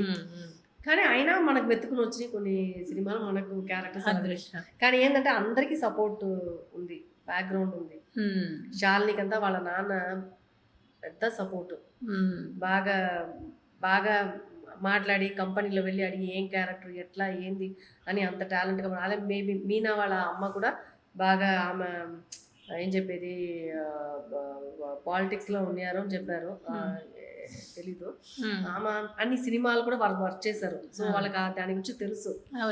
మూవీలో ఒక క్యారెక్టర్ ఉందంటే వాళ్ళే స్ట్రైట్గా వెళ్ళి మూవ్ చేసి మాట్లాడేంత ఒక ధైర్యం ఉంది. కానీ అలాగే సోనియా వాళ్ళ డాడీ వచ్చి స్టిల్ ఫోటోగ్రాఫర్, ఆయన కూడా పాపకి సపోర్ట్గా, తెలియంది ఏమీ తెలియకుండా జీరోగా ఉండేది మా ఫ్యామిలీ. మా అమ్మమ్మకి లేదు. అప్పుడంతా ఏం నిజం చెప్పాలంటే మేనేజర్స్ కొన్ని సంవత్సరాల తర్వాత మేనేజర్స్ మమ్మల్ని అప్రోచ్ అయ్యారు. అంతకు ముందు వరకు మమ్మల్ని ఏజెంట్ ఉంటారు కదా, జూనియర్ ఆర్టిస్ట్ ఏజెంట్ అనవచ్చు, లేకపోతే ఏ ఏజెంటో మనకు తెలియదు. అట్లా ఒక 4-5 ఏజెంట్లు మంచి వాళ్ళు ఉండేవాళ్ళు ఎప్పుడు ఆ టైంలో పర్మనెంట్గా. అంటే తిరుపతి అంకుల్ అంటే తెలియని వాళ్ళు ఎవరు ఉండరు ఏజెంట్లో. Tirupati uncle, Chinnaramu uncle, Peddaramu uncle, Suryanarayana, అట్లాంటి కొన్ని మంది ఉంటారు కదా, వాళ్ళు వచ్చి మనకు పిలిచిపోయి ఆఫీస్లో, అంటే 10 మంది పిల్లలు ఉంటారు, దానిలో నేను ఉంటాను, నన్ను దానిలో సెలెక్ట్ చేస్తాను. అట్లా ఉండింది. ఆ తర్వాత కొంచెం మేనేజర్స్ అప్రోచ్ అవ్వడం, ఆ తర్వాత మన ఇంట్లో ఫోన్ వచ్చిన తర్వాత ఫోన్లో కంపెనీ నుంచి ఫోన్ రావడం, అట్లా స్టోరీ స్టెప్ బై స్టెప్ గా వచ్చాను. నేను తీసిగానే పైకి రాలేదు, అంత కష్టాలు ఉండింది. ఏమో దేవుడు మిమ్మల్ని ఇలా తీసుకొచ్చి ఇండస్ట్రీలో వేసి మమ్మల్ని అందరినీ ఎంటర్టైన్ చేయాలని మీకు రాసి పెట్టారు. అయ్యో, నాకు లైఫ్లో ఏంటంటే నేను హ్యాపీ అనేది చాలా తక్కువ. చాలా సోగం, కష్టం, బాధలు అన్ని పడి సీత అనే పేరు తగినట్టుగా. ఏ టైంలో మా నాన్నమ్మ పేరంట సీతాలక్ష్మి, మంచి పేరు పెట్టారా స్వామి, మా నాన్నని ఎందుకయ్యా ఆ పేరు పెట్టావని. అట్లా ఆ పేరు పెట్టడం వల్ల మా నాన్నమ్మ చాలా కష్టపడింది, చిన్న వయసులో చనిపోయింది ఆమె. పాప ఆవిడ మంచిదే, ఆ పేరు పెట్టడం వల్ల నేను బాధలు. నమ్ముతారా ఈ సెంటిమెంట్స్? మీరు నమ్ముతారా ఇలాంటి సెంటిమెంట్స్? ఉంది. అవునా? నిజం ఉంది. ఇంకోటి ఏంటంటే మనం పోయిన జన్మలో చేసిన పాపాలు నేను ఈ జన్మలో మంచిగానే ఉండొచ్చు అనుకోండి. పోయిన జన్మలో ఎంతమంది హస్బెండ్ అండ్ వైఫ్ని విడదీశాను, ఎంతమంది బిడ్డల్ని నేను చెప్పి ఉంటాను, లేదు ఆ జన్మలో ఏదో ఉంటుంది. లేకపోతే ఇంత స్ట్రగుల్ ఎవరికి? నాకు స్ట్రగుల్లోనే నేను మునిగి తేలి పైకి వస్తున్నాను. నేను చాలా బాధలు పడింది, 1 కాదు 2 కాదు. షూటింగ్ పైన కూడా ఎంత కష్టమైన సీన్స్ అని, ఒక ఏం చెప్పేది, యానిమల్స్ తో యాక్ట్ చేయమంటే యాక్ట్ చేసేది, పైగా వజ్రాయుధంలో తాడు కట్టి పైగా వేరే వేసేసారు క్లైమాక్స్ లో. అది కూడా నేను చేశాను. ఇప్పుడు లాంటి మదర్స్ అంటే బిడ్డల తండ్రులు ఏం చెప్తారు, మా పాప చేయదండి చెప్తారు. అప్పుడు మా వాళ్ళు చెప్పరు చేస్తుందండి, మా పాప చేస్తుందండి అంటే వాళ్ళకి ధైర్యం, చేయమంటే ఎక్కడ పాపని తీసేస్తారనే భయంతో చెప్పేశారు. సో ఆ టైంలో కష్టపడింది నేనే కదా, చేసాము. ఇప్పుడు తలుచుకుంటే మనకు మంచి పేరు ఉంది, కానీ ఆ టైంలో నేను బాధపడి ఉంటాను కదా. సరే అక్కడదా అంత కష్టాలంటే, షూటింగ్లో కూడా ఆర్టిస్టులతో పాలిటిక్స్. ఎంతోమంది ఆర్టిస్టులు ఏంటంటే మన ముందు బాగా మాట్లాడతారు, మన బ్యాక్లో మనకు పుల్లలు పెడుతూ ఉంటారు. చాలామంది ఆర్టిస్టులు ఉన్నారు. నేను వాళ్ళతో నిజాయితీగా ఉండాలని అనుకుంటాను, అందరితో మనం అఫెక్షన్గా ఉండాలి. చిన్న బిడ్డ నుంచి చెప్తున్నాను నేను, ఇప్పుడు ప్రజెంట్ కథ చెప్పట్లేదు, చిన్న బిడ్డల నుంచే నేను చెప్తున్నాను. చిన్నపిల్లలకి తల్లిలో వస్తారు కదా, ఆ పాప ఓకే కాకూడదు, మన బిడ్డనే ఓకే అవ్వాలి, అక్కడ కడుపు మంట. సో అన్ని చోట్ల కడుపు మంట అనేది ఉంది. స్కూల్లో కూడా మన ఫ్రెండ్స్లో మన పక్కన ఉన్న వాళ్ళు కడుపు మంట పడతారు. ఒక అబ్బాయి మనల్ని చూసారంటే అది ఆ అబ్బాయిని లవ్ చేస్తారు, ఈ అబ్బాయి సీతను చూసారంటే అది కూడా అక్కడ. సో ఒక రూమర్ స్ప్రెడ్ అవుతుంది అన్ని చోట్ల. కానీ నేనైతే నిజంగా అందరితో అఫెక్షన్గా ఉండాలని అనుకుంటాను. కానీ నాకు నిజమైన ఒక మంచి ఫ్రెండ్ ఇప్పుడు వరకు లేదు. ఫ్రెండ్ లేదు, ఫ్రెండే కడుపు మంట పడి థ్యాంక్ యూ ఫ్రెండే కుళ్ళిపోతుంది, ఏంటే నీకు అవసరమా అంటది. ఒక ఫ్రెండ్ ఉంది, స్కూల్ ఫ్రెండ్, బాగానే మాట్లాడుతుంది, అప్పుడప్పుడు గుచ్చినట్టు మాట్లాడుతుంది. ఎందుకు నువ్వు రీల్స్ చేస్తావు, ఎందుకు నీకు ఆ డాన్స్ అంటే, మన ఫ్రెండ్ మనల్ని ఎంకరేజ్ చేయాలి. పోనీ నువ్వు ఎంకరేజ్ చేయొద్దమ్మా, ఎందుకు రీల్స్ చేస్తే, ఎందుకు వల్గారిటీ ఏం లేదు లేదు తనకు, అది తన వల్గారిటీ ఉంటే ఒక ఫ్రెండ్ గా అలా చేయకూడదు ఇలా అని చెప్పడం వేరు. వల్గారిటీ లేదు, కానీ నీకెందుకు అంటే నన్ను తగ్గించడం అనమాట, డిగ్రేడ్ చేసేస్తా అంట అలా చెప్పడము. ఎందుకు అనేది నీకెందుకు ఈ డ్రెస్సు బాగానే లేదు, నాకు నచ్చలేదు బా" అని ఎంకరేజ్ ఇలా అంటే చేయకపోయినా పర్వాలేదు, డిస్కరేజ్ ఎలా ఉంటుంది? అందుకని ఆ అమ్మాయినే నేను కట్ చేశాను. నాకు ఫ్రెండే వద్దు. నేనేం చెప్పట్లేదు కదా, దాన్ని మనం ఒక మాట అన్నా అది వెంటనే అంటది. నిన్నంటే ఒక మాట, నన్ను అనొచ్చా? తప్పు కదా మరి. అందుకని నా ఏం చెప్తున్నా అంటే, ఒక షూటింగ్స్లో అయినా సరే, స్కూల్ ఫ్రెండ్స్ అయినా సరే, పర్సనల్గా మంచి కోరుకున్న ఒక జీవుడు కూడా ఈ ప్రపంచంలో లేదు. అందరూ సెల్ఫిష్. మీకు ఆడియన్స్ ఉన్నారు, నేనున్నాను, మీ ఫ్యాన్స్ ఉన్నారు. Thank you. ఎందుకంటే మంచితనం అనేది ఇప్పుడు ఇంతవరకు ఒక ఫేస్ చూసారు కదా మీరు. నెక్స్ట్ నుంచి ఇంకా ఫ్యూచర్ అనేది ఇంతటితో ఆగిపోలేదు, ఇంకా చాలా ఉంది ఫ్యూచర్. కానీ మీరు ఇప్పుడు ఇంత కథలు విన్నారు కదా, ఆడియన్స్ కూడా విని ఉంటారు. అవును. బయట చూసేప్పుడు నన్ను ఎవరు అలా అనుకోరు. సీత ఏంపా జాలీగా రీల్స్ అంతా హ్యాపీగా ఉంటాను కదా, హ్యాపీగా ఉంటాను, అన్ని చేశాను. మీకు ఏంటండి కష్టం? చిన్నప్పటి నుంచి ఫీల్డ్లో ఉన్నారు. ఒకరు అడిగారు, సీత చిన్నప్పటి నుంచి ఫీల్డ్లో ఉన్నావు, బాగానే సంపాదించుంటావా, ఎక్కువ సంపాదించావా, ఇల్లు బాగా కట్టుకున్నావా అంటాను. సొంత ఇల్లు కూడా లేకుండా కూర్చున్నాను, మీరు నన్ను ఆ మాట అంటారని మనసులో అనుకుంటాను. అందుకని మన కష్టాలని సంపాదించి అన్నయ్యకి ఇచ్చారా? అన్నయ్యకి ఇవ్వలేదు, అమ్మకి ఇచ్చాను. అమ్మ అన్నయ్య నేనేం చెప్పలేదు, అమ్మకి ఇచ్చింది, అమ్మ నుంచి అన్నయ్యకి వెళ్ళింది. కానీ తప్పులేదు, అన్నయ్యకి పిల్లలు ఉన్నారు, వైఫ్ ఉంది, నేనే ఇష్టపడి ఇచ్చాను. నేను ఒకే మాట, ఇలా పాజిటివ్ గా ఉండే నేను ఇష్టపడి ఇచ్చాను. నేను కొన్ని చోట్ల ఏమనుకున్నా, అన్నయ్యలు చెల్లెల కోసం అన్ని త్యాగం చేస్తాను, ఇక్కడ రివర్స్ అనమాట. కానీ ఏంటంటే నేను ఒకరికి ఒక మాట ఇస్తే ఆ మాట మీద ఉంటా. నేను పెళ్ళి అయినప్పుడు చెప్పాను, ఆయన మీద నాకు నమ్మకం ఉంది, ఆయన మంచివాడు, నా డబ్బు కోసం కాదు, ఇల్లే కదా, ఇల్లు మీరే పెట్టుకోండి, అమ్మకి తర్వాత నేను ఆ ఇంటికి ఎప్పుడు నేను రానని చెప్పాను. ఎందుకంటే నాకు నమ్మకం, నేను సంపాదించుకుంటాను, నేను ఇల్లు కొంటాను, అన్నీ కొంటాను, నాకు కాన్ఫిడెంట్. కానీ నన్ను బతకనివ్వకుండా నన్ను అనగదొక్కేశాడు. నా ఫస్ట్ హస్బెండే చెప్తున్నాను, నాకు ఒక సపోర్ట్గా ఉండే, పోతే పోనీ మనం ఆ టైంలో ఇల్లు అప్పుడు చీపే కదా, 2004-05 అంతా మీకు 10 lakhs 15 lakhs ఉండేది, బిజీగా ఉండేది. ఆయన కొంచెం కోఆపరేట్ చేసి ఉంటే నా లైఫ్ అంతా ఏంటంటే ఇంట్లో ఉండడం, షూటింగ్ సరిగా పోకుండా 4-5 ఏళ్ళు యాక్ట్ చేయలేదు నేను. ఎక్కడ తిరిగి ప్రెజర్తో, ఈ స్ట్రెస్తో కూడా మనం షూటింగ్లో అందరూ అడుగుతారు కదా, పెళ్లి చేసుకున్నారు బాగుందా, లైఫ్ బాగుందా. నేను పెళ్ళైన 3వ రోజు షూటింగ్ వెళ్తా, అప్పుడు నిన్నే పెళ్ళాడతాను ఒక సీరియల్ చేశాను. అక్కడికి వెళ్తే ఆర్టిస్ట్ అంతా పెళ్ళి అయిందా హ్యాపీ అంటారు. అప్పుడు నేను అట్లనే చూసి నా కంట్లో నీళ్ళు వచ్చి అలా కంట్రోల్ చేసుకున్నాను. నా కష్టం నేను ఎక్కడ చెప్పుకునేది. అట్లా ఎమోషనల్ అవ్వద్దు, మీరు ఎప్పుడు నమ్ముతూనే ఉండాలి. మీరు ఇప్పుడు సెకండ్ టైం ఎమోషనల్ అవుతున్నారు, నేను ఏడ్ చేస్తాను కాదు. ఫస్ట్ నైట్ అనేది అందరికి హ్యాపీ, నాకు సాడ్ నైట్.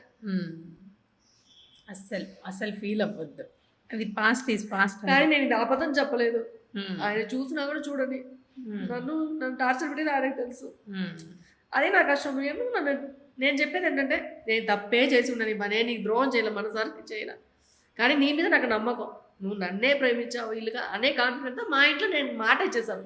ఆ మాట ఇచ్చిందని నేను కాపాడు, నేను ఎలా చెడ్డది అవుతాను? ఇటు మా ఇల్లు నేను మోసం చేయలేను, మా అమ్మమ్మ అనే నడువీధిలో పెడతాం అమ్మును నా స్వార్థం కోసం. తప్పు కదా, నేను బాధపడినా, నేను అలిగినా పర్వాలేదు, మా వాళ్ళు బాగుండాలని నేను కోరుకున్నాను. సో నేను లాస్ అయ్యి, మిమ్మల్ని ప్రేమించినప్పుడు మీరు కావాలి, ఆస్తులు కాదు కదా, అది ఆయన అనుకోలేదు. అందుకని నాకు బాధ అంతే. సరే ఇప్పుడు ఆయన ఎక్కడ ఉంటారో ఆయన బాగుంటుంది, ఆయన లైఫ్. కానీ చాలా మంది ఆడపిల్లలు తెలుసుకోవాల్సింది ఇదే, నేను చెప్తున్నాను, చాలా మంది ఆడపిల్లలు ఏదో ఆశ చూపిస్తే మనము ఇదైపోయి, కానీ వాళ్ళు ఎందుకు మనల్ని ఇష్టపడుతున్నారని మనం ఆలోచన లేకుండా స్టెప్ వేస్తే. కానీ ఇప్పుడు జనరేషన్ అంతా చాలా బాగుంది, ఇప్పుడు ప్రెసెంట్ చెప్పేస్తున్నారు, అమ్మాయిలు అబ్బాయిలు మంచిగా అండర్స్టాండింగ్ ఉన్నారు, కలిసి ఇద్దరు వర్క్ చేసుకుంటున్నారు. కొన్ని జరిగే చోట జరుగుతున్నాయి సీత గారు, మోసం జరిగే చోట జరుగుతున్నాయి. అందరూ బాగున్నారని మనం చెప్పలేము, ఎందుకంటే ఇప్పుడు ఇన్సిడెంట్స్ చూస్తుంటే వైఫ్ని హస్బెండ్ చంపడం, హస్బెండ్ని వైఫ్ చంపడం, లేకపోతే తీసుకెళ్ళిపోయి ప్రీ వెడ్డింగ్ షూట్స్ అని చెప్పి తోసేయడం, ఇలాంటివన్నీ కూడా జరుగుతున్నాయి. అంటే మరి మేబీ సోషల్ మీడియా వచ్చి న్యూస్లు రావడంలో ఎక్కువ తెలుస్తుందా, లేకపోతే అంతకు ముందు కూడా ఉండేదా అని తెలియదు. కానీ బట్ ఏ ఆడపిల్లైనా ఫస్ట్ స్టెప్ తీసుకునేటప్పుడు 1కి 100 సార్లు ఆలోచించాలి అనేదైతే మీ స్టోరీ విన్న తర్వాత నేను చెప్పాలనుకుంటున్నాను. ఎందుకంటే అందరూ హ్యాపీగా ఉండాలని ఒక స్టెప్ వేస్తారు, అది ఎంతవరకు అనేది మనం ముందు కొంచెం ఆలోచించుకుంటే బాగుంటుంది. స్టెప్ వేసాక మనకేసినా కూడా ఆ ముద్ర, ఆ స్టాంప్ అలా పడిపోతుంది కదా మరి అలా ఉంటుంది. సో కానీ ఇప్పుడు నాకు ఆ బాధ లేదు. ఏది జరిగినా మంచిది కనుక్కుని పోతూ ఉండాల్సింది అంతే. నేను ఒకటి చెప్పనా, ఆయన నెగటివ్గా నేను చెప్పాలని దేవుడు సత్యంగా లేదు. ఒకరి గురించి నేను కావాలి అతని మీద అన్ని తప్పు చెప్పి నేనే మంచిది, నేనే న్యాయస్థానాలని నేను చెప్పడానికి లేదు.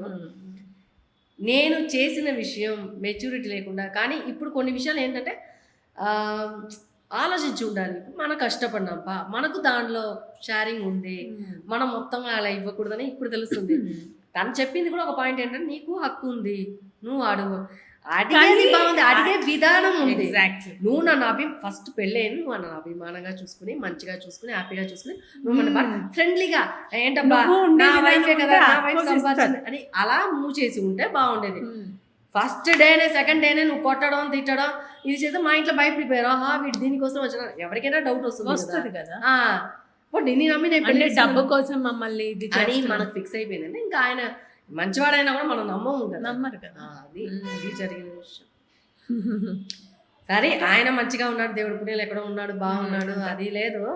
కానీ నా విషయం వచ్చి సినీ ఫీల్డ్ మొత్తం తెలుసు. సినీ ఫీల్డ్ మొత్తం తెలుసు అంటే ఏంటి, ఆ టైంలో షూటింగ్ జరిగినప్పుడంతా ఇలాగా జరిగింది అనేది తెలుసు కాబట్టి చెప్తున్నాను కాదు. కానీ ఇప్పుడు ఉన్న వాళ్ళకి తెలియదు అనుకుంటా. అవును, మిమ్మల్ని అది ఎప్పుడు అభిమానించేవారు. ఎందుకంటే చాలా పంచాయతీలు అక్కడే పోయింది. అక్కడే ఆయన ఫ్రెండ్స్ ఉంటారు కదా, ఆయనతో చెప్పి ఇలా చేస్తున్నా అలా చేస్తున్నారని మనం షేర్ చేసి ఉంటాం కదా.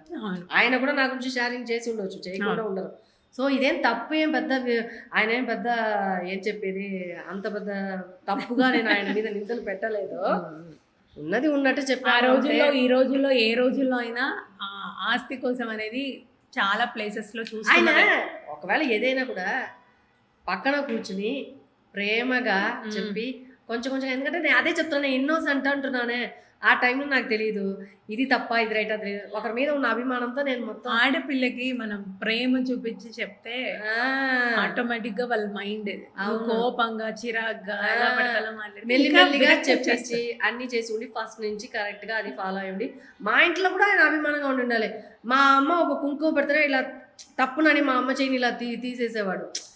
అలా అంతా ఉంటే మా ఇంట్లో కూడా నచ్చదు కదా. ఏంటి ఇలా చేసిన, నువ్వే కదా మా ఇంట్లో ఏం చెప్పి, నువ్వే కదా ప్రేమించావు, నువ్వే అవస్థపడు, మేము ఎందుకు రావాలి. సో అక్కడ సపోర్టు రాలేదు, ఇక్కడ వాళ్ళ ఇంటి సైడ్ సపోర్ట్ లేదు. మొత్తానికి నేను బాధపడ. సో ఇప్పుడు సెకండ్ మ్యారేజ్ అనేది చేసుకున్నాను కదా. నేనుగా మా స్కూల్లో చదివిన ఆయన వాట్సాప్లో వచ్చారు, ఈ విషయం చెప్పాను. సో వాళ్ళు ఆయనకు ఓకే అన్నారు, నేను ఓకేనా, వాళ్ళ ఇంట్లో ఒప్పుకున్నారు, పెళ్లి చేసుకున్నారు. ఇప్పుడు ప్రశాంతంగా ఉంది కదా, ఇలానే ఉండాలి, తదాస్తు ప్రశాంతంగా ఉండాలి. అందరినీ మమ్మల్ని ఎంటర్టైన్ చేస్తూ మీరు హ్యాపీగా ఉండాలి, మీరు ఎక్కడా లోన్లీగా ఫీల్ అవ్వకూడదు అని అంటే ఇలాంటి ప్రశాంతమైన జీవితమే మీకు ఉండాలి. ఎస్. నేను ఇంకోటి మంచి ఇప్పుడు ఈ మూడు నుంచి బయటకు వచ్చేద్దాం. మనం ఇప్పుడున్న హీరోస్లో మీకు బాగా నచ్చే హీరో అండ్ ఏ హీరోతో మీరు కలిసి స్క్రీన్ షేర్ చేసుకోవాలనుకుంటున్నారు? ఇప్పుడు నేను హీరో నచ్చిందంటే ఆ హీరో విని రండి సీత గారు మీకోసం వెయిటింగ్, రండి ఇప్పుడే ఛాన్స్ ఇస్తామంటారు. చెప్పలేము. నాకు అందరు హీరోస్ ఇష్టమే. అవునా? అందరూ ఇష్టమే. ఎలాంటి కైండ్ ఆఫ్ రోల్స్ ప్లే చేయాలనుకుంటున్నారు ఇప్పుడు? ఒకవేళ పెద్ద మూవీస్లో మళ్ళీ మీకు ఛాన్స్ వస్తే నేను ఏ క్యారెక్టర్ ఇచ్చినా చేస్తానమ్మా. ఒక అక్క క్యారెక్టర్, ఒక వదిన క్యారెక్టర్, స్క్రీన్ ప్రెజెన్స్ ఎక్కువ ఉండాలా, ఒక అమ్మ క్యారెక్టర్. అమ్మమ్మ క్యారెక్టర్ అనే వయసు ఇప్పుడు కాదు. మీకు ఎలా ఇస్తారండి? కానీ చెప్తున్నాను కానీ మీరు ఇప్పుడు అంటారు, ఇప్పుడు కాలంలో ఇలా ఉంది.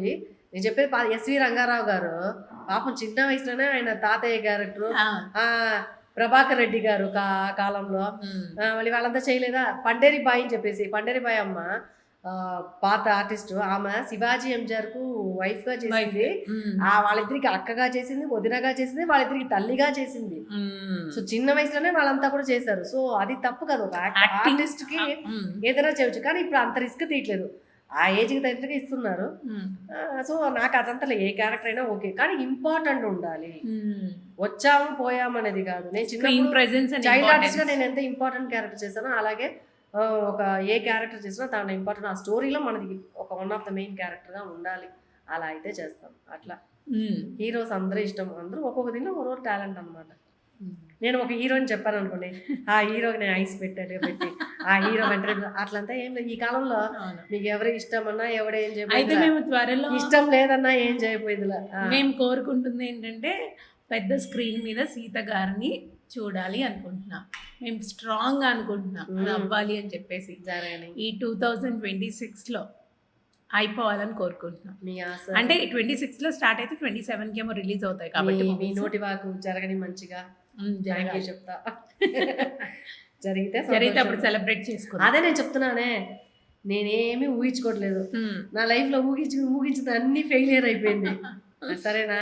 అందుకని ప్రజెంట్ ఏం చేస్తున్నాము? ప్రజెంట్ కార్తీక దీపం సీరియల్ చేస్తున్నాం. ఈ సీరియల్ ఏం క్యారెక్టర్ చేస్తున్నాము? సుమిత్ర క్యారెక్టర్ చేస్తున్నాం. ఇప్పుడు క్యాన్సర్ తో బాధపడుతున్నాను. ఇంకా అది మంచిగా అవుతుందా అవ్వలేదు అనేది సస్పెన్స్. సో అందుకని ఇప్పుడు ప్రజెంట్ అది నిజం. ఇక ఫ్యూచర్ లో ఏమవుతామో ఎట్లా అవుతామో అసలు ఈ రోజు ఏమో రేపు నేను బతికుంటానో చేస్తానో కూడా మనకు గ్యారెంటీ లేని లైఫ్ ఈ రోజుల్లో. నిజమే అది.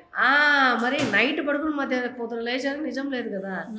అలా ఉన్న స్థితిలో ఎక్కువ ఆశలు పెట్టుకోకూడదు. ఆశలు పెడితే నేను అనుకుందని జరగలేదు, అనుకోందని జరిగింది నా లైఫ్లో.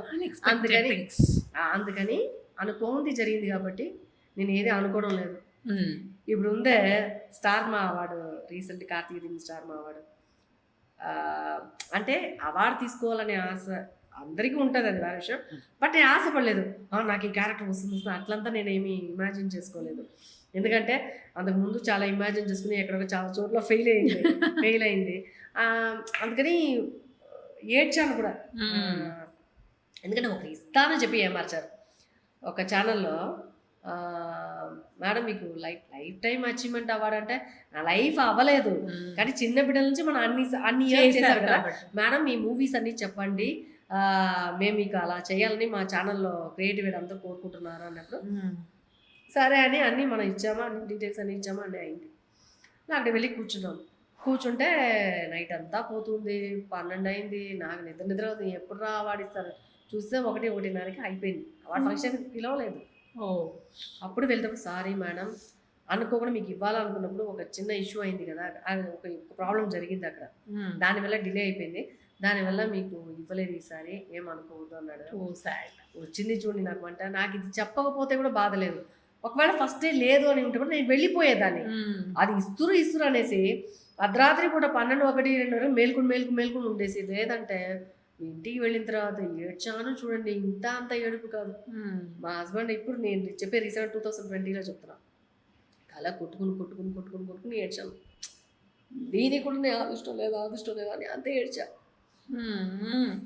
నాకేంటంటే ఒక విషయం నమ్మించి మోసం చేయడం అనేది నాకు నచ్చదు. చిన్నప్పటి నుంచి అంతే. నీకు ముందంటే ఉంది, లేదంటే లేదు. నీకు అన్ని చేస్తాను, నీకు ఇట్లా చేస్తాను అట్లా చేస్తాను చెప్పి ఆశలు స్ట్రైట్ ఫార్వర్డ్గా ఉండండి. సో అది నిజంగానే అలాంటి పరిస్థితి వచ్చిందా అనేది మనకు తెలియదు. మనం పిచ్చిదిలాగా లూసుకుంటలాగా కూర్చున్నామే అని నాకు అప్పుడు పెట్టాను. రే ఇంకా అవార్డు ఫంక్షన్ ఆ తర్వాత 2 సార్లు పిలిచారు, నేను పోలేదు అవార్డు ఫంక్షన్. నాకు వద్దురా అవార్డు, ఆ చిన్న ఒక అవార్డు నాకెందుకు, నాకు జనాల దగ్గర ఉంది మంచి పేరు. చిన్న బిడ్డల నుంచి చేసిన ఫిలిమ్స్ ఇప్పుడు కూడా ఆడియన్స్ గుర్తుపెట్టుకుని ఆ సినిమాలో బాగా చేశారు బేబీస్, అదే నాకు పెద్ద అవార్డు. అదే నాకు పెద్ద అవార్డు. ఈ చిన్న అవార్డు ఇప్పుడు ఎందుకు దేవుడు, నేను ఇన్ని సంవత్సరం ఫీల్డ్లో స్టాండర్డ్గా ఉండేదే పెద్ద విషయం.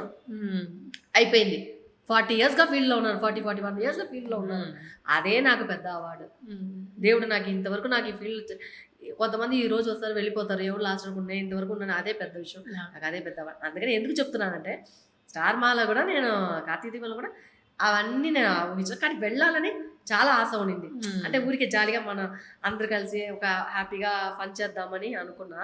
బట్ అనుకోకుండా మా రిలేటివ్స్లో ఒకరు చనిపోవడం వల్ల వెళ్ళలేకపోయాను అవార్డు ఫంక్షన్. అంతే, అది జరిగిన విషయం. బట్ మీరైతే తెలుగులో మీ స్థానాన్ని అలా ఉంచేసుకోవాలి. ఎందుకంటే ఇన్ కేస్ అంటే ఈ సీరియల్ అయిపోయినా సరే నెక్స్ట్ వెంటనే ఇంకో సీరియల్లో అయినా సినిమాలో అయినా కనిపించాలి మీరు. ఎందుకంటే ఆడియన్స్ అంత ప్రేమిస్తున్నారు మిమ్మల్ని. నిజంగా నాకైతే సుమిత్ర క్యారెక్టర్కి చాలా మంది ఫ్యాన్స్ ఉన్నారు. వాళ్ళందరూ నాతో మీ క్యారెక్టర్ బాగుందని, మీ యాక్టింగ్ బాగుందని చెప్పినప్పుడు నాకు చాలా సంతోషంగా ఉంటుంది. వాళ్ళందరికీ కూడా థ్యాంక్స్ చెప్పుకుంటాను. నా ఫ్యాన్స్ ఎవరెవరో వాళ్ళందరికీ కూడా thank you so much. I love you. Yes, thank you so much. మీకు అంటే చాలా విషయాలు షేర్ చేసుకున్నారు. అందులో చాలా ఎమోషనల్ అనిపించింది. ఇంతకు మించి నేను మిమ్మల్ని ఎమోషనల్ చేయాలనుకోవట్లేదు.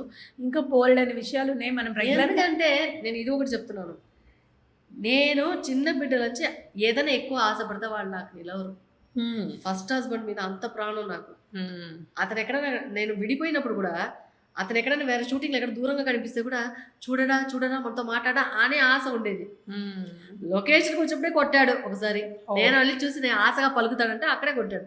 ఏయ్ విడాకులు ఇచ్చేసేయ్, ఏంటి టార్చర్ పెడుతున్నావు అన్నట్టుగా ఇలా మాట్లాడారు. ఎందుకు చెప్తున్నానంటే ఆ ఒక విషయం అని కాదు, మా అమ్మ అంటే నా ప్రాణం. మా అమ్మ అంటే నాకు చాలా చాలా ఇష్టం. ఆమె అంటే క్యాన్సర్ ఫస్ట్ స్టేజ్‌లోనే తెలిసి ఉంటే ఒక సింగిల్ పేరెంట్‌గా మా అమ్మని మేము కాపాడేది. కానీ లాస్ట్ స్టేజ్‌లో తెలిసింది అమ్మ చిన్న వయసులో 52, 53లోనే చనిపోయారు. చెప్తున్నాను లాస్ట్ అమ్మని కాపాడాలి. సో మా అమ్మనే నా ప్రాణం. మా అమ్మకి నేనంటే ప్రాణం. నేను ఏడుసా, ఆమె ఏడుసా అంతా మా అమ్మ నన్ను వదిలిపోయింది. సో ఏంటంటే ఫస్ట్ ప్రేమించిన వ్యక్తి పోయారు. పెళ్లి చేసిన వ్యక్తి ఆశగా పెళ్లి చేసుకున్న పోయినాడు. మా అమ్మ పోయింది. సో ఆ 2 టికెట్‌తో ఇంక లైఫ్‌లో దేని మీద నేను ఆశపడ్డా. ఒక వస్తువు మీ నంబరు ఒక వస్తువు కావాలంటే అది అప్పుడు ఉండనే ఉండదు. డబ్బులు ఉంటాయి మన దగ్గర. ఆ వస్తువు దొరకదు. అప్పుడు ఎంత ఒక ఇదిగా ఉంటది. చిన్న విషయం కూడా దొరకదు. కానీ నేను ఆశపడింది ఎప్పుడు తెలుసా? అది ఒక 3 ఇయర్స్, 4 ఇయర్స్ తర్వాత దొరుకుతది. ఇలాంటివి నిజంగా నిజ జీవితంలో ఉంటాయని నా ఒకసారి లైఫ్‌లో అనిపిస్తుంది. ఉందమ్మా. నా లైఫ్‌లో అన్నీ అలాగే జరిగింది. అందుకే నేను చిన్నప్పుడు నుంచి చాలా అంటే యాక్టింగ్‌లో కూడా ఎప్పుడు చూసినా ఏడుపే. చిన్న మూవీస్‌లో అంతా మమ్మీ, డ్యాడీ కొడతాది, ఏడుస్తాము. దాని తర్వాత నేను లవ్‌లో పడిపోతాను. అన్నయ్య ఇది చేస్తారు. మా డ్యాడీ కొడతాడు. లవ్ ఎందుకు చేసావని కొడతాడు. ఏడవటము. అట్లా ఇట్లా లేదంటే మొగుడు హస్బెండ్ వచ్చిన మన యాసిడ్ పోసి అమ్మాయికి అప్పుడు యాసిడ్ పోస్తారు. కొడతారు, తిడతారు, పడిపోతారు, ఏడవడం ఇలాగే తప్ప ఆ వయసులో మంచి ఇలాంటి మంచి కాస్ట్యూమ్స్ వేసుకుని మంచిగా లవ్ సాంగ్ అంటే నాకు లవ్వే తెలీదు. నిజం చెప్పాలంటే ఒక సినిమా సిగ్గుపడండి అమ్మా, సిగ్గుపడడం తెలియదు. ఎలా సిగ్గుపడాలి, ఎలా నాకు తెలియదు. చిన్నప్పటి నుంచి యాక్టింగ్ అంటే ఓకే, ఏడవడం అనేది నేర్పించారు, నవ్వేది నేర్పించారు, అలా చెప్పారు. లవ్ చేయడం నేర్పించలేదు కదా చిన్నప్పుడు. ఫస్ట్ టైం లవ్ చేయడం నాకు సిగ్గు అంటే ఎలా నాకు తెలియదు అంటే ఈ నవ్వేది. అమ్మా ఈ నవ్వొద్దమ్మా, సిగ్గుపడండి, నాకు తెలియదు అనేది. సో అప్పుడు ఒక సాంగ్లో సిగ్గుపడేట్టుగా సాంగ్ అన్నమాట. నాకు హీరో వచ్చి నా పెళ్లి కోసం సాంగ్ పడతారు తమిళ్లో, పూవర్సన్ అనే సినిమాలో. అప్పుడు సిగ్గుపడాలి. అప్పుడు అక్కడ డాన్స్ మాస్టర్, కళా మాస్టర్ని ఆమె చెప్పించిందనమాట. చెప్పించింది వాళ్ళు చెప్తారు కదా, అదే కొరియోగ్రఫీ ఇలా పెట్టి ఇలాగా అంటే అదే అప్పుడు నేను తెలుసుకున్నాను అదంటే ఏంటి. సో అలాగంటే డ్రెస్సులు మనం ఎక్కువ వేసుకోవాలి. సో అందుకని నా ఆశ కోసం ఇప్పుడు ఇన్స్టాగ్రామ్లో అవని, యూట్యూబ్లో అవని ఆ కాస్ట్యూమ్ వేసుకుని డాన్స్ చేయాలని ఒక ఆశ. అందుకు డాన్స్ చేస్తున్నా. అంతేగాని కాదండి, దీనివల్ల నేను నయనతారానో, అనుష్కానో, త్రిషానో అయిపోయి నాకు రేపు సినిమాలో హీరోయిన్ ఛాన్స్ వస్తుందని ఆశతో చేయలేదు. నా మనశృతి, నా సంతోషం. కనీసం ఇప్పుడైనా మనం సంతోషంగా ఉంటామని ఆ దీంట్లో నేను చేసేది. అంతేగాని చికిరి పాటకి భలే వేసారు డాన్స్. ఏం ఫ్లోర్ స్టెప్ వేసారో. కానీ నాకేంటంటే చాలా మంది ఎందుకు కొంచెం నవ్వి చేసి ఉండొచ్చు కదా, నవ్వుతూ చేసి ఉండొచ్చు కదా అని పెట్టారు. నేను అది ఏంటంటే అది నేను చేయగలుగుతాను అనేది ఫస్ట్ నాకు నమ్మకం లేదు. నేను ఊరికే చికిరి, నేను ఫస్ట్ మాస్టర్ నేను ఊరికి చేస్తాను రా, ఓకే అయితే సరే అది ఊరికే వాళ్ళు అలాగే ఇట్లా చేస్తుంటాడు కదా రామ్ చరణ్. ఆ విధంగా నేను ఇలా చేసేసి అలా పడిపోయి అట్లా అన్నాను. కానీ అప్పుడు నేను నవ్వాలి అనేది లేదు, మనకి ఇది కరెక్ట్గా వస్తుందా లేదా వచ్చేసింది.